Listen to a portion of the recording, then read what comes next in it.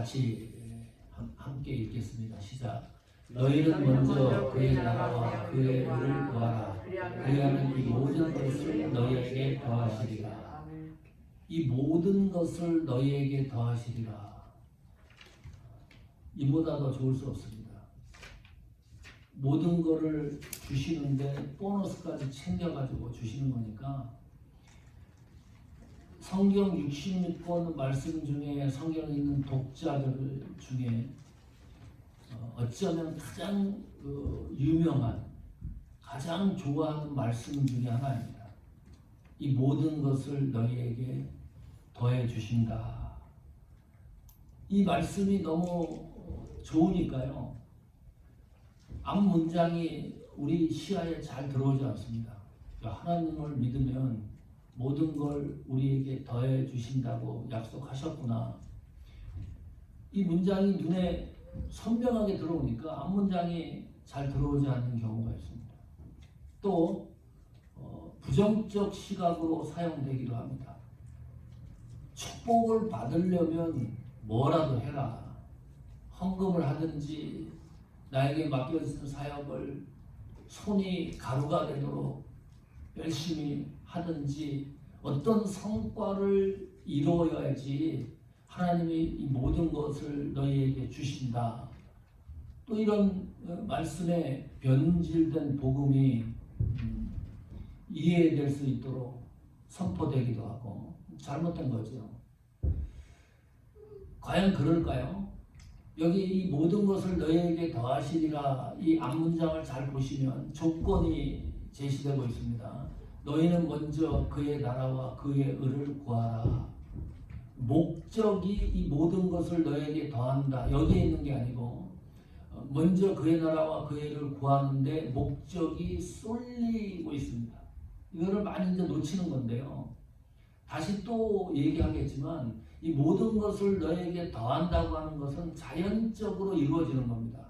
앞문장이 온전해지면 이거는 우리가 구하지 않아도 하나님이 주시고 보너스까지 챙겨주신다는 약속입니다. 이 시간에 우리가 신경을 써야 될 것은 그래서 앞문장입니다. 그의 나라와 그의 의를 구하는 것. 이 개념 정리가 필요합니다. 너무나 잘 아는 성경이기 때문에. 자, 하나님 나라는 어떤 나라죠? 나라가 형성되려면 그러면 세 가지 요소가 꼭 들어가야 됩니다. 백성이 있어야 돼요. 국민이. 하나님 나라의 국민은 거룩한 성도입니다. 통치자가 있어야 됩니다. 대통령이 있어야 돼요. 대통령 없는 나라가 없지요. 그건 무법천지입니다. 하나님 나라의 통치자는 당연히 하나님이십니다. 또 하나가 있어요. 땅이 있어야 돼요. 땅 없는 나라 봤습니까? 예. 땅 없는 나라는 없어요. 그러면 나라라고 할 수가 없습니다. 땅이 존재한다. 그러니까 실제적인 거죠. 하나님 나라는 허상의 세계가 아닙니다. 그냥 우리가 뿌연 무슨 영계와 같은 안개와 같은 그런 나라가 아니고 실제적으로 장소가 존재하는 곳이 하나님 나라입니다. 우리가 그 나라 가잖아요. 요한계시록에도 하나님 나라에 대해서 세세하게 묘사를 해놨습니다. 물론 하나님 나라가 너무 광대하고 위대하기 때문에 인간의 언어로 표현할 수가 없어요. 그래서 뭐뭐와 같다, 우리가 사용할 수 있는 언어를 총동원해서 설명을 해요. 뭐뭐와 같다, 뭐뭐와 같다.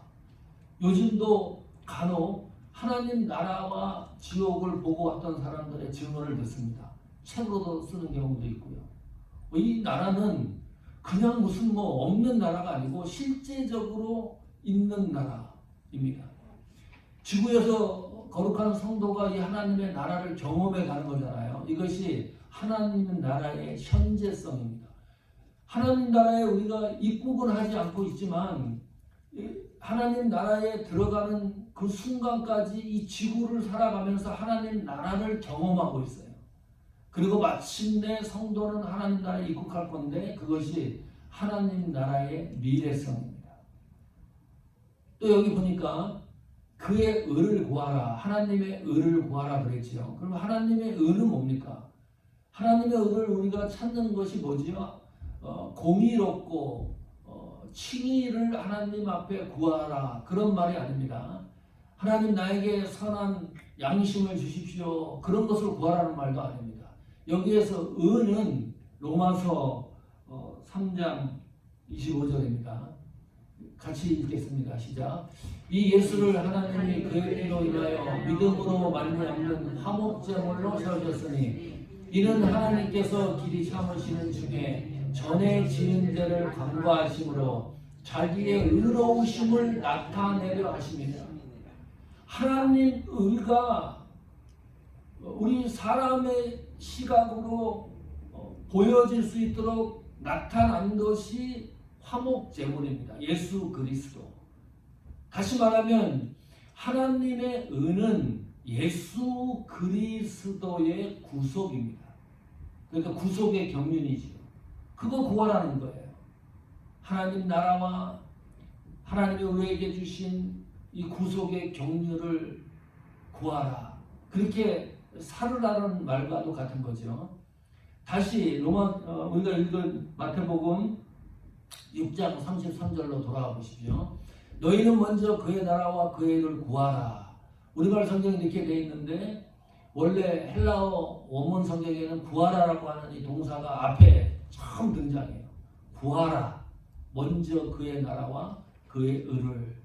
이게 명령형인데 또 현재형이에요. 이례적으로 한 번만 하나님이 우리에게 기회를 주신다면 그의 나라와 그의 의를 구하는 그 기회를, 그런 의미가 아니죠. 단발로 끝나는 게 아니고 지금 당장 그의 나라와 그의 의를 구하라. 현재성입니다.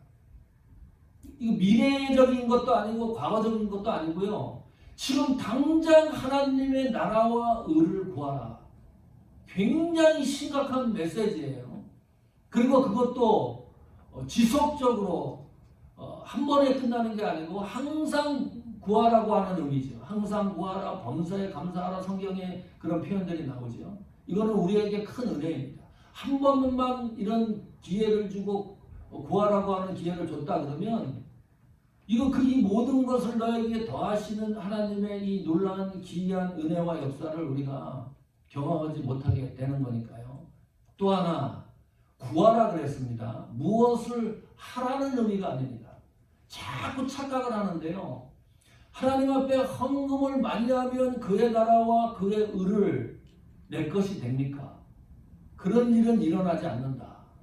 또 착각해요. 사람들이 하나님 앞에 뭐 봉사를 하고 구제를 하고 헌신을 하고 선교 여행을 다니고 온갖 것을 다 하면 하나님 나라와 그 의가 나에게 쟁취된다고 또 생각을 해요. 그런 일은 일어나지 않는다. 오늘 본문 성경이 분명히 얘기했죠. 그의 나라와 그의 의를 구하라. 이게 너무 심플해요. 예수 믿으면 구원받는다. 이게 너무 심플하고 너무 단순하니까 이 사람들이 자꾸 무슨 조건과 어떤 이상한 것을 만들어요. 그게 아니다. 이렇게 해야 구원을 받는다. 이렇게 해야 하나님 나라와 그의 의를 경험할 수 있다. 이 복음을 자꾸 변질시키는데 그런 의미가 아니죠. 하나님 나라와 그의 의는 반드시 구하는 것으로 경험할 수 있는 나라입니다. 하나님 나라를 그의 의를 구하지 않으면 다른 방법이 없는 거예요. 이게 오직 한 유일한 방법입니다. 하나님 나라와 그의 의를 경험할 수 있는 유일한 방법은 그 나라를 구하는 길밖에 없다. 이 사실을 잊지 않았으면 좋겠습니다. 그런데 이런 생각을 하는 거죠. 자, 그러면 하나님 나라와 그의 그 구속의 경륜에 내가 도달하지 못한다면 어떤 일들이 일어날까요? 내가 하나님 나라와 그의 의를, 이건 성도 입장에서 얘기하는 겁니다. 불신자 믿지 않는 사람이 아니고 내가 믿는 사람인데 하나님 나라와 하나님 의에 내가 도달하지 않으면 어떤 일들이 일어날까요? 그 마태복음 6장에 그런 단어들이 불쑥불쑥 나옵니다. 25절 한번 보겠습니다. 25절. 그러므로 내가 너희에게 이르노니 목숨을 위하여 무엇을 먹을까 무엇을 마실까 몸을 위하여 무엇을 입을까 염려하지 마라. 목숨이 음식보다 중하지 아니하며 몸이 의복보다 중하지 아니하냐. 이 염려라는 단어를 잘 새기십시오. 하나님 나라와 의에 도달하지 않는 믿음은 금방 체크할 수 있는 게 염려가 있어요. 내 속에. 이 염려라는 단어가 분리되다 그 말이죠. 하나님과 완전히 분리를 시켜버리는 거예요. 하나님과 분리가 되면 염려, 답답함, 뭐 짜증 예를 들면 또 불면증도 생길 수가 있고 의학적으로 얘기하는 게 아닙니다. 하나님 나라와 하나님 의에 내가 그 안에 들어가지 않는다고 한다면 반드시 내 증상이 하나 나타나는데 염려가 생긴다는 거예요. 먹고 마시고 입는 염려, 여기서는 특별히 그걸 얘기를 합니다. 이게 생존에 대한 염려이잖아요. 이런 상황들이 자꾸 벌어진다는 거예요. 그래서 사람들은 어디에 중심을 잡느냐, 이 염려를 해결하려고 그래요. 어떻게 염려를 해결하려고 그럽니까? 제가 잘 드는 비유 중에 하나가 있습니다. 이 천물이 필요한데 이 천물이 나에게 당장 생기지 않으면 내가 어떻게 되는 거예요? 사업을 문을 닫든지 쉽게 말하면 망하는 겁니다. 그러면 천물이라는 돈이 들어와야지 해결된다고 생각을 해요. 우리 믿음도 거기에서 흔들리는 거예요. 그런데 오늘 성경을 나의 상황에 적용을 시켜보면 전혀 그런 얘기가 아닙니다. 이 천물이 필요하니까 염려가 생기잖아요. 조급함도 생기고. 여러분 세상 살 때 건강 문제, 무슨 경제적인 문제, 다른 여러 가지 문제들이 발생할 수가 있는데 그때 오늘 말씀을 잘 생각하십시오. 문제가 문제를 해결하는 게 아닙니다. 돈 천물이 천물을 해결하는 게 아니에요. 성경은 그렇게 얘기하지 않아요. 그런 걸로 내 인생의 목적을 삼지 마라. 이 모든 것을 더하는 일에 목적을 삼지 마라. 그 앞문장에 내 인생을 걸라는 거예요. 하나님 나라와 하나님의 의를 구하면 하나님이 해결하는 거예요. 이 얼마나 강력한 믿음의 파워입니까? 내가 어디 가서 돈 꿔가지고 와갖고 메꿔보세요. 오늘 그 말씀을 하는 겁니다. 우리는 천국 시민권자입니다.